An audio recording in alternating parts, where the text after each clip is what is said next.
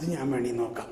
എന്നിട്ട് അപ്പൻ ഈ മാലയും സ്വർണവും വളയൊക്കെ കൊണ്ടുപോയി വിറ്റ് മോചനദ്രവ്യമുണ്ടാക്കി. ആ മോചനം ദ്രവ്യം കൊണ്ടുപോയി കൊടുത്തു കഴിഞ്ഞപ്പോൾ മോനെ ഇറക്കി വിട്ടു. ഇതാണ് ദൈവനീതി എന്ന് പറയുന്നത്. എളുപ്പം മനസ്സിലായോ? ദൈവത്തിന്റെ ഹൃദയം ഈ അമ്മയേക്കാൾ പെറ്റ അമ്മ അവനെ മറന്നാലും ദൈവം അവനെ മറക്കില്ല എന്ന് പറയുന്നത്. അപ്പൊ ഇവിടുത്തെ ഇപ്പോ നമ്മൾ മനസ്സിലാക്കേണ്ട ഒരു കാര്യം ഇതാണ്. യേശു ക്രിസ്തുവിനെ നമ്മൾ ചെയ്ത കുറ്റത്തിന്റെ ശിക്ഷ ഏറ്റെടുത്തുകൊണ്ട് മോചനദ്രവ്യമായി അയക്കുകയാണ് ചെയ്തത്. യേശു ക്രിസ്തുവിനെ എന്തിനാണ് അയച്ചത്? നമ്മൾ ചെയ്ത പാപവും അതിൻ്റെ ശിക്ഷയും അതിൻ്റെ ശാപവും ഏറ്റെടുത്ത് അതിന് പകരം തന്നെ തന്നെ മോചനദ്രവ്യമായി നൽകി. ഇനി യേശുക്രിസ്തുവിൽ വിശ്വസിക്കുന്നവർക്ക് വേറെ ഒന്നും പരിഹാരം ചെയ്യേണ്ട ആവശ്യമില്ല. പരിഹാരം മുഴുവൻ ആര് ചെയ്തു? അപ്പൻ ചെയ്തു, അപ്പച്ചൻ ചെയ്തു. വാത്സല്യം നിറഞ്ഞ, കരുണ നിറഞ്ഞ, കരുണാസമ്പന്നനായ ദൈവം. അപ്പോൾ ഇതാണ് ദൈവനീതി എന്ന് പറയുന്നത്. ഈ ദൈവനീതിയാണ് പുതിയ നിയമം എന്ന് പറയുന്നത്. പഴയ നിയമത്തിൽ ഫരിസയരും നിയമജ്ഞരും മോശയുടെ നിയമത്തെ വാസ്തവത്തിൽ തെറ്റായി വ്യാഖ്യാനിച്ചുകൊണ്ട് ആ ഓരോ നിയമത്തിനെയും 100 ഉപനിയമങ്ങളാക്കി തിന്മ ചെയ്യുന്നവരെ അന്വേഷിച്ച് കണ്ടുപിടിച്ച് ശിക്ഷിക്കണം എന്ന ഒരവസ്ഥ. ആ അവസ്ഥയിൽ അവരുടെ സിനഗോഗിൽ അവർ പഠിപ്പിച്ചുകൊണ്ടിരിക്കുകയാണ്. ഇന്ന നിയമത്തിന് ഇന്ന ശിക്ഷയാണ്. സാബത്ത് ദിവസം വിറക് പറക്കാൻ പോയാൽ അവനെ കൊല്ലണം. ഇതുപോലെ ഓരോന്നിനും ഉള്ള ശിക്ഷ പറഞ്ഞുകൊണ്ടിരിക്കുമ്പോഴാണ് ആ സിനഗോഗിൽ ഇതാ പുതിയ ഒരു റബ്ബായി യേശു ക്രിസ്തു വന്നിട്ട് ഇങ്ങനെ പറഞ്ഞു, നിങ്ങൾ കേട്ടില്ലേ? എന്നാൽ ഞാൻ നിങ്ങളോട് പറയുന്നു, അധ്വാനിക്കുന്നവരും ഈ പാപത്തിന്റെ ഭാരം ചുമക്കുന്നവരുമായ നിങ്ങളെല്ലാവരും എൻ്റെ അടുത്ത് വരുവിൻ. ഞാൻ നിങ്ങളുടെ പാപവും പാപത്തിന്റെ ശിക്ഷയും ഏറ്റെടുക്കാനാണ് വന്നിരിക്കുന്നത്. ഞാൻ നിങ്ങൾക്ക് ആശ്വാസം തരാം. യെശയ്യായിൽ പറഞ്ഞിരിക്കുന്നു, നിങ്ങളുടെ പാപം രക്താംബരം പോലെ ചുവന്നതാണെങ്കിലും ഞാൻ അവയെല്ലാം പഞ്ഞി പോലെ വെള്ളയുള്ളതാക്കി തരും. ഇതാ ഒരു പുതിയ കാര്യം ഞാൻ ചെയ്യാൻ പോകുന്നു. ഇതാ മരുഭൂമിയിൽ ഒരു നീരുറവ ഉണ്ടാകാൻ പോകുന്നു. ഇതാ മരുഭൂമി ഒരു ഏദൻ തോട്ടമാകാൻ പോകുന്നു എന്നത് നടത്താൻ വേണ്ടിയാണ് ഞാൻ വന്നത്.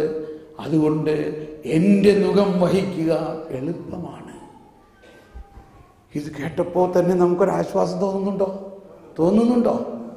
ഇതാണ് അന്നത്തെ സിനഗോഗിലിരുന്ന് വിഷമിച്ച, വീർപ്പുമുട്ടിയ, അവരവരുടെ പാപത്തിന്റെ ഭാരവും നിയമത്തിന്റെ ഭാരവും കൊണ്ട് വീർപ്പുമുട്ടിയ ജനം ഒരു പ്രകാശം കണ്ടു. അവരുടനെ അന്യോന്യം പറയാൻ തുടങ്ങി, ഇത് ഒരു പുതിയ വാർത്തയാണല്ലോ, ഇത് ഒരു സുവിശേഷമാണല്ലോ. അങ്ങനെയാണ് സദ്വാർത്ത അല്ലെങ്കിൽ സുവിശേഷം എന്ന പേര് ഉണ്ടായത്. Good news. നമ്മൾ എന്തോ ചെറുപ്പം മുതലേ പഠിച്ചിരിക്കുകയാണ്, തെറ്റ് ചെയ്താൽ ശിക്ഷ കിട്ടും, നന്മ ചെയ്താൽ സ്വർഗത്തിൽ പോകാം, തിന്മ ചെയ്താൽ നരകത്തിൽ പോകും. പിന്നെ അപ്പൊ യേശുക്രിസ്തു വന്നത് എന്തിനാ? യേശുക്രിസ്തു വന്നത് തിന്മ ചെയ്തവരുടെ തിന്മ ഏറ്റെടുക്കുകയും തിന്മയ്ക്ക് പരിഹാരം ചെയ്തുകൊണ്ട് ബലിയർപ്പിച്ചുകൊണ്ട് ആ തിന്മയുടെ സകലതും എടുത്തു മാറ്റി അവനെ സ്വർഗത്തിലേക്ക് കൊണ്ടുപോകാനാണ്. ആദ്യ പാപം തന്നെ സംഭവിച്ചു കഴിഞ്ഞപ്പോൾ ആദവും ഹവ്വയും പാപം ചെയ്തത് എവിടെ വെച്ചാ? പറുദീസയിൽ വെച്ചിട്ടാ. പറുദീസയിൽ എങ്ങനെ പിശാച് കയറി? ദൈവം അറിയാണ്ട് പിശാച് കയറോ പറുദീസായി? ചിന്തിക്കേണ്ട ഒരു കാര്യമാണ്. ദൈവം അറിഞ്ഞുകൊണ്ടല്ലേ പിശാച് അവിടെ പ്രവർത്തിച്ചത്? പിശാച് നമ്മുടെ ആദിമാതാപിതാക്കളായ ആദത്തെയും ഹവ്വയെയും ചതിക്കുന്നത് ദൈവം കണ്ടു നിന്നില്ലേ? ദൈവത്തിന് അവനെ പിടിച്ചു മാറ്റായിരുന്നില്ലേ? എടാ, ആദം നിന്നോട് പറഞ്ഞില്ല തിന്നണ്ടെന്ന്, പിന്നെ ഇങ്ങോട്ട് വാതി എന്ന് പറഞ്ഞ് വലിച്ചു മാറ്റിയോ? എന്തുകൊണ്ട് ദൈവം ഇത് സംഭവിക്കാൻ അനുവദിച്ചു? കാറ്റഗിസത്തിൽ 412 ഖണ്ഡികയിൽ പറയുകയാണ്, ദൈവം ആദിമാതാപിതാക്കൾ പാപം ചെയ്യുന്നത് കണ്ടിട്ട് അതിനെ തടസ്സപ്പെടുത്താതെ ഇരുന്നത് ദൈവത്തിന് അതിൽ നിന്നും നന്മയുണ്ടാക്കാൻ കഴിയും എന്നതുകൊണ്ടാണ്. ഞാൻ മുമ്പേ പറഞ്ഞു, ശ്രദ്ധിക്കണം, ഇത് മനസ്സിലാകാൻ ബുദ്ധിമുട്ടുള്ളതാണ്. ഇല്ലേ, നമ്മളുടെ കൊച്ചു നല്ല മൊസൈക്ക് ഫ്ലോറിൽ ചെളി വാരിയിട്ട് കളിക്കണം.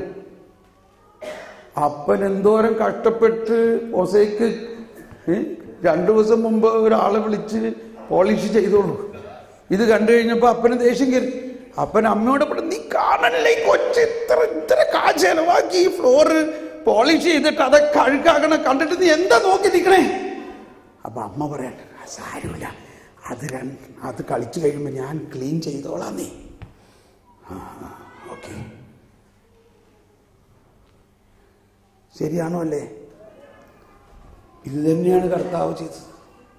പിശാച്, നീ എൻ്റെ മോനാണ്, അവൻ എന്തൊക്കെ തെറ്റ് ചെയ്താലും അവൻ്റെ ഉള്ളിൽ ഞാനുണ്ട്, ഞാൻ അവനെ നിർമ്മലനാക്കും. ആ ആദത്തെയും ഹവ്വയെയും ദൈവം ഒരു പുതിയ തുകൽ വസ്ത്രം അണിയിച്ചുകൊണ്ട് പറഞ്ഞു, നിങ്ങൾ ഇനി ഇവിടെ നിന്നാൽ അപകടമാണ്. എന്തിനാണ് ആദത്തെയും ഹവ്വയെയും ഏദെൻ തോട്ടത്തിൽ നിന്ന് പുറത്താക്കിയത്? നമ്മൾ ചെറുപ്പം മുതലേ പഠിച്ചേക്കുന്നത് ക്ലാസ്സിന് പുറത്താക്കണ കാര്യമാണ്. ഹോംവർക്ക് ചെയ്തുകൊണ്ടൊന്നില്ലേ ക്ലാസ്സിൽ പുറത്താക്കും, ഇല്ലേ, പണിഷ്മെന്റാണ്. പക്ഷെ ഇവിടെ പുറത്താക്കിയത് ഇങ്ങനെ എഴുതപ്പെട്ടിരിക്കുന്നു,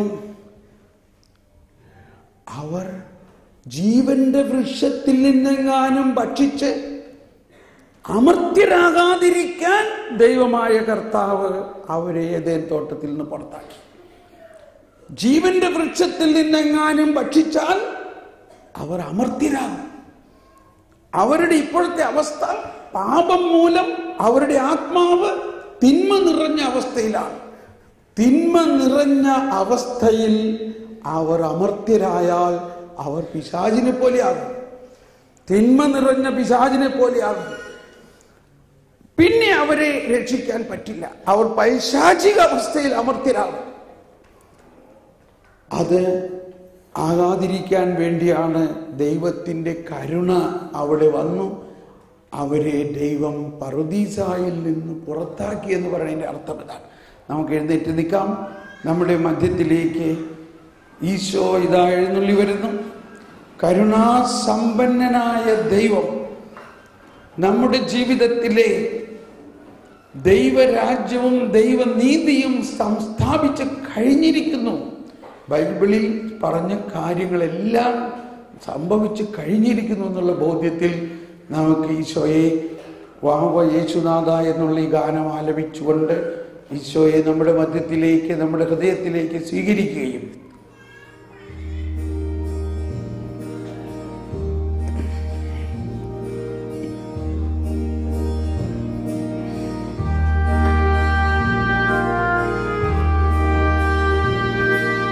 മുട്ടുകുത്തി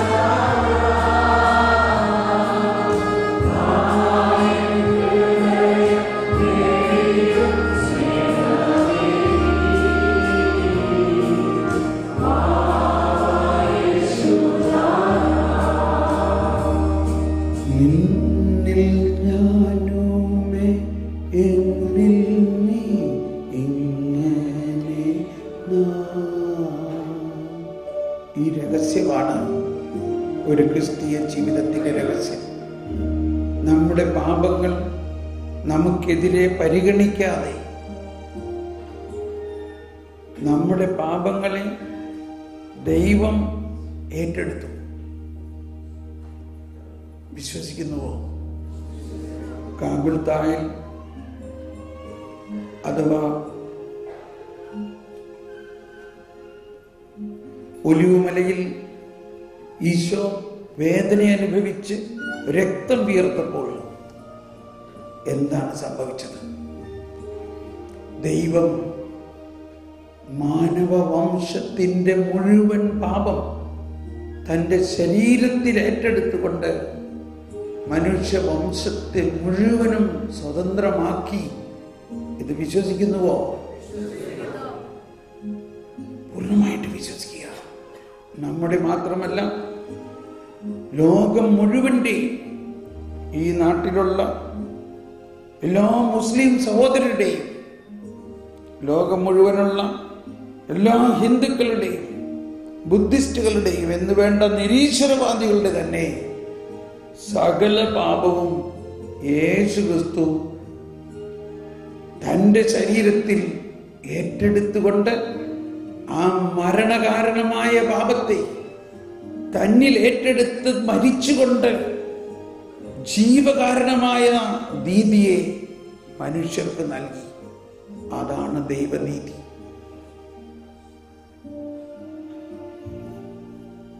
ദൈവത്തിൻ്റെ കരുണയുടെ ഏറ്റവും ആർജവ ശക്തിയാണ് ദൈവനീതി. ദൈവസ്നേഹത്തിൻ്റെ ഉച്ചകോടി അനുഭവമാണ് ദൈവനീതീകരണം എന്ന് പറയുന്നത്. ദൈവം നമ്മെ നീതീകരിച്ചിരിക്കുന്നു. നമ്മുടെ ഒരു പ്രവൃത്തിയും അല്ല കാരണം. നമ്മൾ ദൈവം മക്കളാക്കിയിരിക്കുന്നു. നമ്മുടെ വീട്ടിലൊരു വേലക്കാരൻ കുറ്റം ചെയ്തു, അവന് നമ്മൾ പറഞ്ഞു വിട്ടു. പിറ്റേ ദിവസം നമ്മുടെ മകൻ 10,000 രൂപ കട്ടെടുത്തു. നമ്മളവനെ പറഞ്ഞു വിടാൻ പറ്റില്ല. അവനെ വിളിച്ച് പറഞ്ഞു, എടാ മോനെ, നീ എന്തിനാ ഇങ്ങനെ ചെയ്തേ? എനിക്കുള്ളതെല്ലാം നിനക്കുള്ളതല്ലേടാ മോനെ.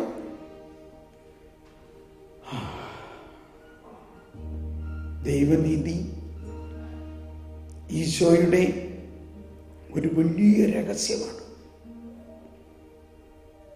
ഫരിസേയ സ്വഭാവം മാറ്റി നമ്മളിൽ ദൈവം കരുണയുടെ സ്വഭാവം നൽകിയിരിക്കുന്നു. നമ്മൾക്ക് കരങ്ങൾ വിരിച്ചു പിടിച്ചുകൊണ്ട് യേശുവിൻ്റെ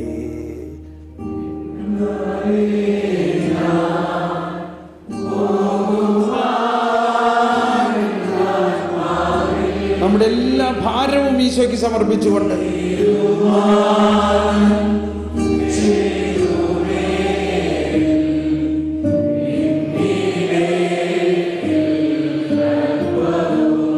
ദൈവനീതിയിൽ വിശ്വസിച്ചുകൊണ്ട് ദൈവം യേശുക്രിസ്തുവിലൂടെ നമ്മുടെ പാപങ്ങളും രോഗങ്ങളും വേദനകളും എല്ലാം ഏറ്റെടുത്ത് കഴിഞ്ഞിരിക്കുന്നു എന്ന് വിശ്വസിച്ചുകൊണ്ട് യേശുവിൻ്റെ കണ്ണുനീരോടെ കരഞ്ഞുകൊണ്ട്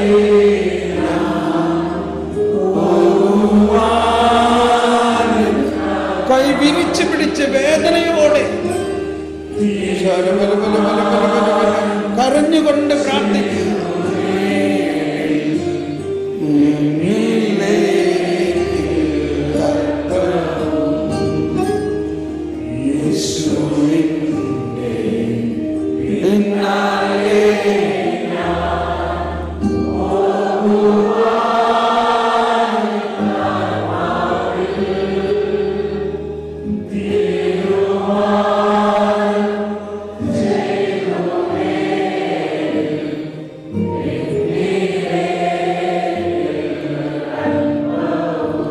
എന്റെ പിന്നിൽ ലോകമാണ്, എന്റെ മുൻപിൽ ക്രൂസ്. അതും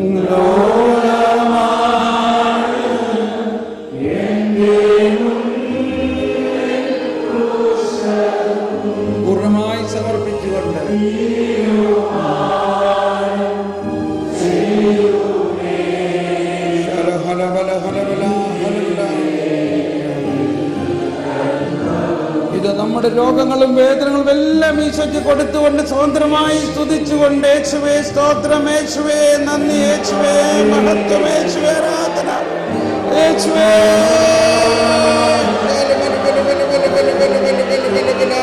കർത്താവേ, ഇപ്പോൾ അങ്ങയുടെ കരുണാർദ്രമായ സ്നേഹം ഞങ്ങളിലേക്ക് ഒഴുക്കുന്ന കരുണയാണ് ഈശോയെ. അങ്ങയുടെ കരുണയിൽ ഞങ്ങൾ വിശ്വസിക്കുന്നു, അങ്ങയുടെ കരുണയിൽ ഞങ്ങൾ വിശ്വസിക്കുന്നു.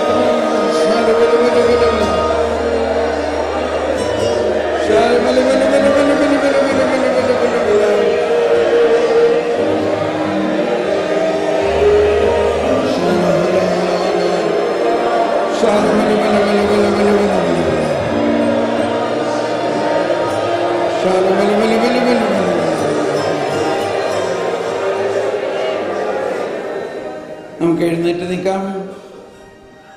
നമ്മൾ ഓരോരുത്തരുടെയും നിയോഗങ്ങൾ, നമ്മൾ ഒരുപാട് നിയോഗങ്ങൾ കടലാസിൽ എഴുതിയിട്ടുണ്ട്. നിങ്ങളത് കടലാസിൽ എഴുതുമ്പോൾ തന്നെയും അതിനു മുൻപേ തന്നെ കർത്താവിന് നമ്മുടെ നിയോഗങ്ങൾ അറിയാമെന്ന് വിശ്വസിക്കുക. ഈശോ പറഞ്ഞു, നിന്റെ പിതാവ് നീ പ്രാർത്ഥിക്കുന്നതിന് മുമ്പ് തന്നെ നിന്റെ ആവശ്യങ്ങൾ അറിയുന്നു. ആ ബോധ്യത്തോടുകൂടി നിയോഗങ്ങളുടെ ബക്കറ്റ് നമുക്ക് ഈ നിയോഗങ്ങളും ഇവിടെ എഴുതാതെ ഹൃദയത്തിൽ നമ്മൾ കൊണ്ടുവന്നിരിക്കുന്ന എല്ലാം ഈശോയ്ക്ക് സമർപ്പിച്ചുകൊണ്ട് നമ്മൾ വിശ്വസിക്കുന്ന ഒറ്റ വിശ്വാസമാണ്, ദൈവം പൂർണ്ണമായിട്ട് ആ മെഴുകുതിരി പോലെ നമ്മൾക്ക് തന്നിരിക്കുന്നു. നമ്മുടെ എല്ലാ കാര്യങ്ങളും ദൈവത്തിന് അറിയാം. ഇസഹാക്കിന്റെ കഴുത്തിൽ കത്തിവെക്കുന്ന ആ നിമിഷത്തിൽ കർത്താവ് ഇടപെട്ടു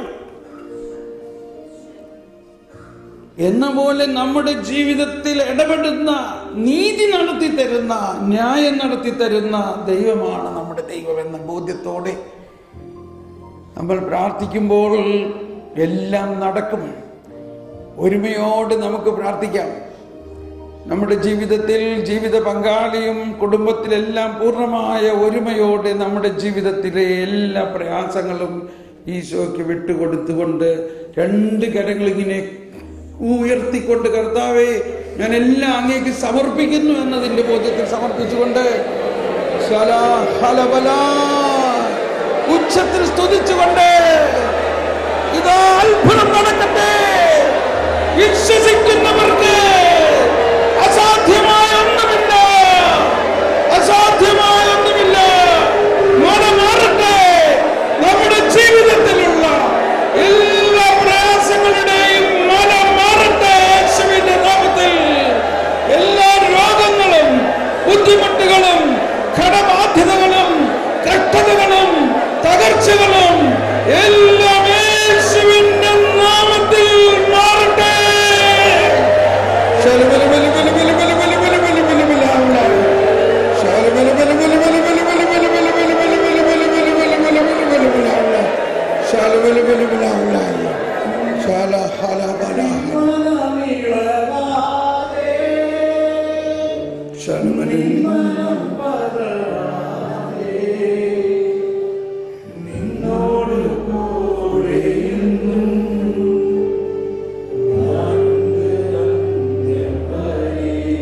വിശ്വസിക്കുക.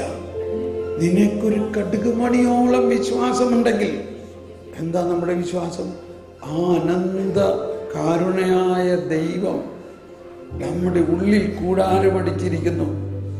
മാമോദീസായിലൂടെ നമ്മൾ ദൈവത്തിന്റെ ജ്ഞാനം കൊണ്ട് നിറഞ്ഞിരിക്കുന്നു. ജ്ഞാനസ്നാനമാണ് നമ്മൾ സ്വീകരിച്ചത്. ഈ ജ്ഞാനം നമ്മൾക്ക് ലഭിച്ചിരിക്കുന്നു. ആ ജ്ഞാനം നമ്മളിൽ ജീവിതത്തെ വഴി നടത്തണം. ആ ജ്ഞാനത്തിന് വേണ്ടി പ്രഭാതത്തിൽ ഉണർന്ന് നമുക്ക് ഇന്നു മുതലൊന്ന് പ്രാർത്ഥിക്കണം. ഇവിടെ വെച്ച് തന്നെ നമുക്കൊന്ന് പ്രാർത്ഥിക്കാം. ആ ജ്ഞാനം വേണോ നമുക്ക്? ആ ജ്ഞാനം കിട്ടിയാൽ എല്ലാ കാര്യങ്ങളും ഭംഗിയായിട്ട് നടക്കുമോ? അതിനാണ് ജ്ഞാനസ്നാനം നമുക്ക് നൽകിയിരിക്കുന്നതെന്നും ആ ജ്ഞാനസ്നാനത്തിലൂടെ കിട്ടിയ വെളിച്ചം ആ പെട്ടി തുറക്കണം. നമുക്കൊരു നിമിഷം പ്രാർത്ഥിക്കാം. ദൈവമേ, ഞങ്ങളുടെ ജീവിതത്തിൽ പല തെറ്റുകളും വന്നുപോയത് ജ്ഞാനമില്ലാതെ ചില കാര്യങ്ങൾ ഞങ്ങൾ തീരുമാനിച്ചു ചെയ്തു. അതിനെപ്പറ്റി ഞങ്ങളോട് ക്ഷമിക്കണേ. ഇന്നു മുതൽ ഞങ്ങൾ എന്നും ജ്ഞാനത്തിന് വേണ്ടി പ്രാർത്ഥിക്കും. ആ ജ്ഞാനം ഞങ്ങളിലേക്ക് ഒഴുക്കണമേ. ജ്ഞാനത്തിൻ ചൈതന്യമേ വന്നു. ദാഹത്തോടെ ആത്മാർത്ഥമായി ദാഹിച്ചുകൊണ്ട്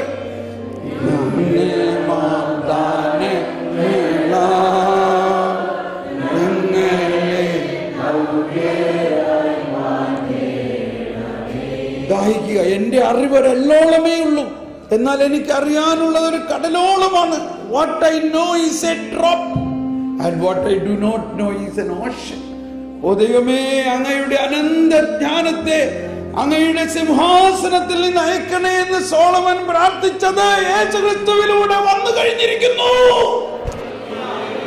അത് നമ്മൾ ഓരോരുത്തരിലും നിറഞ്ഞു കഴിഞ്ഞിരിക്കുന്നു. ഓ ജ്ഞാനമേ, ഞങ്ങളിൽ തുറക്കണമേ. ചൈതന്യമേ ഞങ്ങളിൽ വന്നു. എല്ലാവരിലും നിറയട്ടെ, ഈ ജ്ഞാനം തുറക്കട്ടെ.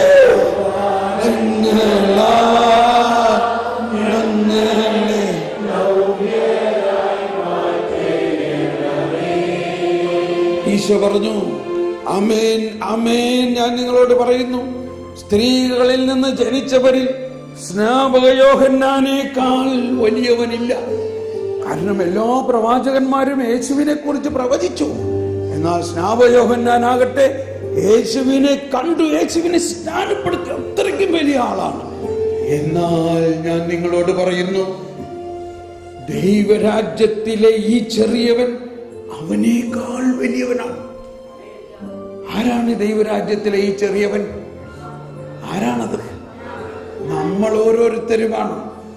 ദൈവം കാണുന്നത് നമ്മളിങ്ങനെയാണ്. ദൈവരാജ്യത്തിലെ ചെറിയവൻ എന്ന് പറഞ്ഞാൽ പാപിയാണെങ്കിലും യേശുക്രിസ്തുവിൽ വിശ്വസിക്കുകയും യേശുവിന്റെ വചനത്തിൽ നിറഞ്ഞവരും യേശുവിന്റെ ആത്മാവിൽ നിറഞ്ഞവരും യേശുവിന്റെ ശരീരം ഭക്ഷിക്കുകയും രക്തം പാനം ചെയ്യുകയും ചെയ്യുന്ന നമ്മൾ സ്നാപക യോഹന്നാനേക്കാളും പഴയ നിയമത്തിലെ സകല പ്രവാചകരെക്കാളും വലിയവരാണ്. വിശ്വസിക്കാൻ പറ്റുന്നുണ്ടോ? പഴയ നിയമത്തിലെ ഏതെങ്കിലും പ്രവാചകർക്കോ സ്നാപക യോഹന്നാനോ ഇന്ന് നമ്മൾക്ക് സ്വീകരിക്കാൻ പറ്റുന്ന പോലെ യേശുവിന്റെ ശരീര രക്തം സ്വീകരിക്കാൻ പറ്റിയിട്ടുണ്ടോ? പറ്റിയിട്ടുണ്ടോ? പറ്റിയിട്ടുണ്ടോ? അതായത് യേശു നിറഞ്ഞു നിൽക്കുന്ന അനുഭവം അവരതിനെല്ലാം ഒരുക്കം നടത്തിയിരുന്നുള്ളൂ. ആ ബോധ്യത്തിൽ നമുക്കൊന്ന് കണ്ടുകൊണ്ട് അത്രയ്ക്ക് മഹത്വം നിറഞ്ഞതാണ് നമ്മൾ ഓരോരുത്തരെന്ന് മനസ്സിലാക്കിക്കൊണ്ട് ജ്ഞാനത്തിൻ ചൈതന്യമേ വന്നു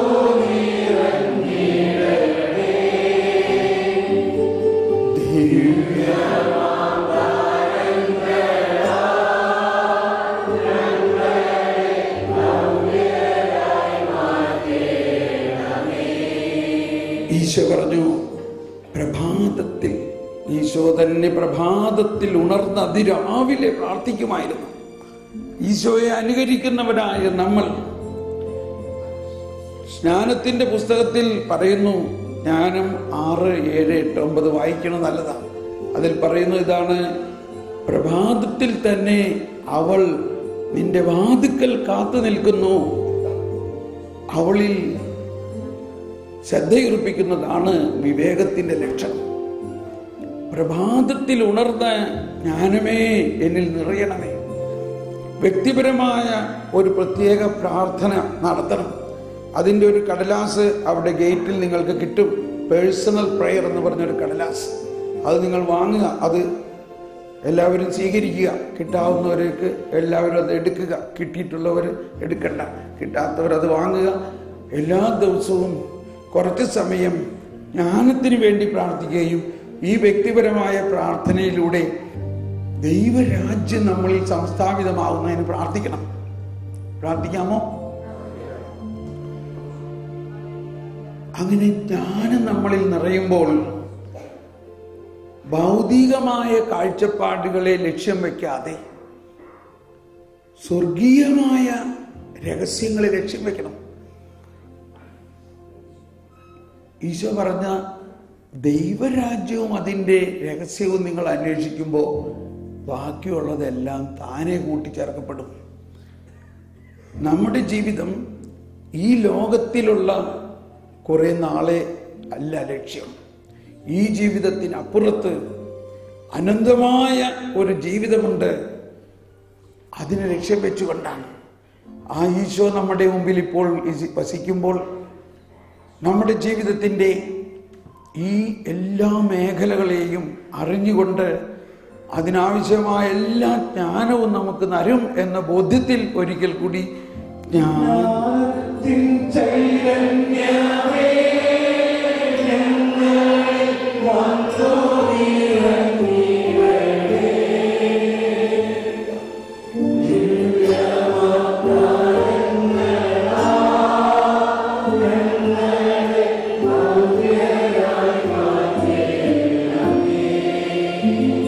ഒരു നിമിഷം നമുക്കിരിക്കാം.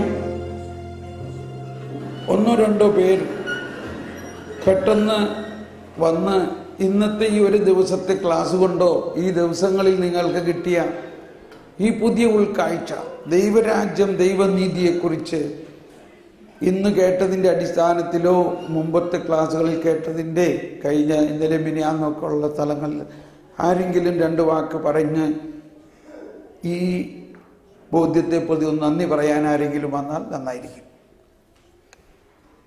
ഓടി വരിക. എന്താണ് നിങ്ങൾക്ക് കിട്ടിയ പുതിയ ബോധ്യം? ദൈവരാജ്യം, ദൈവനീതി.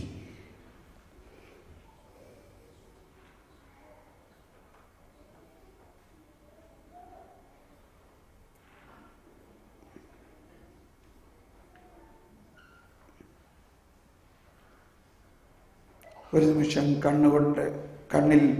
കണ്ണടച്ച് ഹൃദയത്തിൽ ചിന്തിക്കുക. ഇന്നത്തെ ക്ലാസ്സിൽ നമുക്ക് കിട്ടിയ ഒരു പുതിയ ഉൾക്കാഴ്ച എന്താണ്? അതിനെക്കുറിച്ച് കർത്താവിന് നന്ദി പറയാം. അങ്ങനെ നന്ദി പറഞ്ഞുകൊണ്ട് നമുക്ക് എഴുന്നേറ്റ് നിന്ന് ഞാനിപ്പോൾ പരിശുദ്ധാത്മാവിൻ്റെ ഒരു പുതിയ നിറവ് നിങ്ങളിൽ ഉണ്ടാകാൻ വേണ്ടി പ്രാർത്ഥിക്കാൻ പോവുകയാണ്. എല്ലാവരും എഴുന്നേറ്റ് നിൽക്കാം. നിങ്ങൾ മുഖാമുഖം തിരിഞ്ഞു നിന്ന് പരസ്പരം തലയിൽ കൈവച്ചുകൊണ്ട് പ്രാർത്ഥിക്കുന്നു. പരിശുദ്ധാത്മാവിൻ്റെ ഒരു പുതിയ നിറവ്, ദൈവിക ജ്ഞാനം നിങ്ങളിൽ തുറക്കാൻ വേണ്ടി പ്രാർത്ഥിക്കുന്നു. അതിനുശേഷം നമ്മൾ ആരാധനയുടെ സമാപന ആശീർവാദത്തിലേക്ക് നീങ്ങുന്ന പരിശുദ്ധാത്മാവേ, എല്ലാവരിലും നിറഞ്ഞു നിൽക്കുന്ന പരിശുദ്ധാത്മാവേ, ഞങ്ങളിൽ വസിക്കുന്ന ത്രിത്വൈക ദൈവമേ, മാമോദീസായിലൂടെയും സ്ഥൈര്യലേപനത്തിലൂടെയും വിശുദ്ധ കുർബാനയിലൂടെയും ഞങ്ങളിൽ നിറഞ്ഞു നിൽക്കുന്ന ത്രിത്വമേ, ശാല ഹല ബല ഹല ബല, ജ്ഞാനത്തിന്റെ കവാടം ഞങ്ങളിൽ തുറക്കണമേ. ദൈവിക വെളിപ്പെടുത്തലുകളും ദൈവിക ജ്ഞാനവും ഞങ്ങൾക്ക് നൽകണമേ. ഞങ്ങൾ ജ്ഞാനമുള്ളവരായി ജീവിക്കുന്നതിനും ജ്ഞാനം ഞങ്ങളെ വഴി നടത്തുന്നതിനും എല്ലാ വരദാനങ്ങളും ദൈവിക ജ്ഞാനത്തിന്റെ അടിസ്ഥാനത്തിൽ നയിക്കുന്നതിനും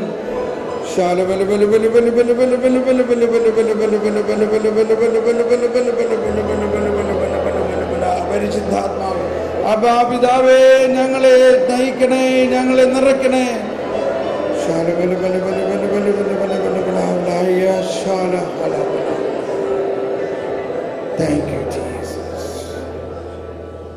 നമുക്ക് മുട്ടുകുത്തി സമാപന ആശീർവാദത്തിലേക്ക് പ്രവേശിക്കാം.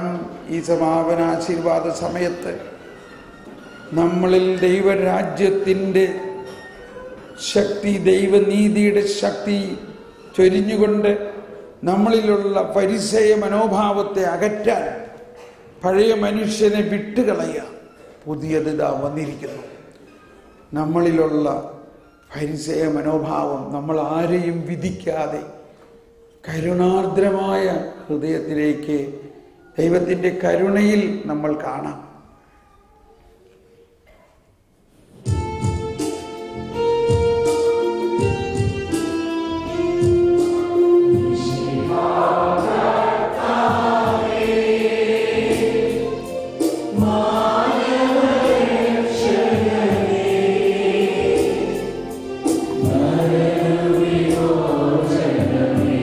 Yeah.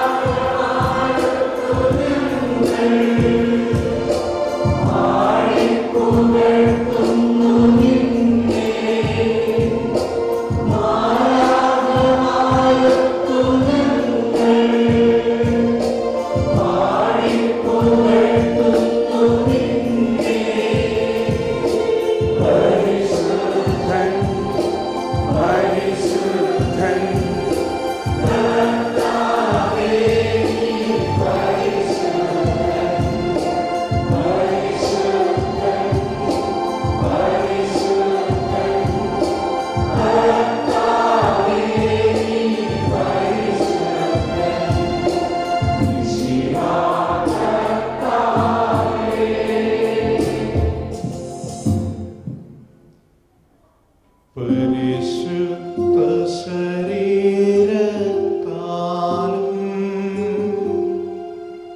വിലയേറിയ രക്തത്താലും പാപത്തിൻ കറകളിൽ നിന്നും ഭക്തിനു നീ മോചനമേ.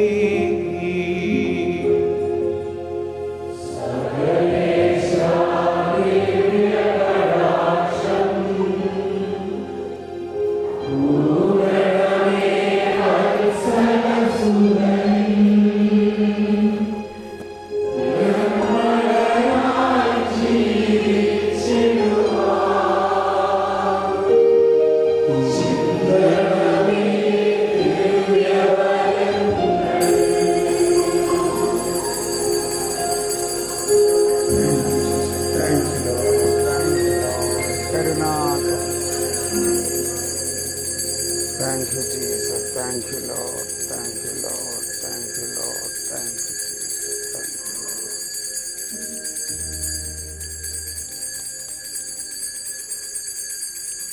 Thank you, Lord. Thank you. Hala, hala, hala, hala, hala.